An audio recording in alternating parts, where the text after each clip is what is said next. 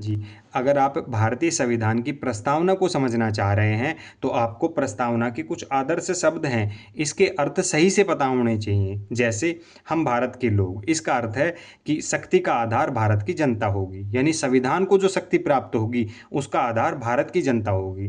दूसरा है संप्रभुता। संप्रभुता का मतलब ये है कि भारत के बाहर से किसी भी प्रकार की शक्ति का भारत के मामलों में कोई हस्तक्षेप नहीं होगा, कोई इंटरफेयर नहीं होगा, यानी भारत अपने आंतरिक और बाहरी मामले खुद सुलझाएगा। समाजवादी। समाजवादी का मतलब ये है कि हम पूंजीवाद और साम्यवाद दोनों को ही छोड़कर हम एक बीच का रास्ता अपनाएंगे। हम एक ऐसी अर्थव्यवस्था पर जोर देंगे जो समाज कल्याण के लिए हो।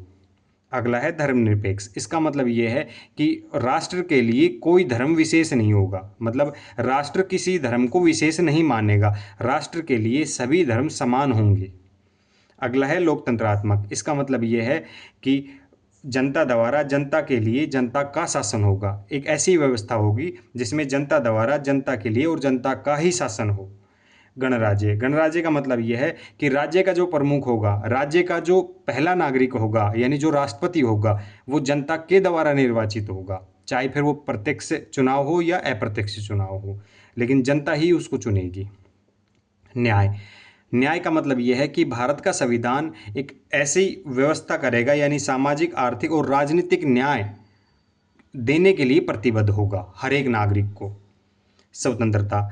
इसका मतलब यह है कि विचार, अभिव्यक्ति, विश्वास, धर्म और उपासना की स्वतंत्रता, यानी भारत का संविधान भारत के प्रत्येक नागरिक को ये 5 प्रकार की जो स्वतंत्रताएं हैं वो देने के लिए प्रतिबद्ध है। समानता, अवसर और प्रतिष्ठा, ये इस प्रकार की समानताएं हर एक नागरिक के लिए, हर भारतवासी के लिए होगी।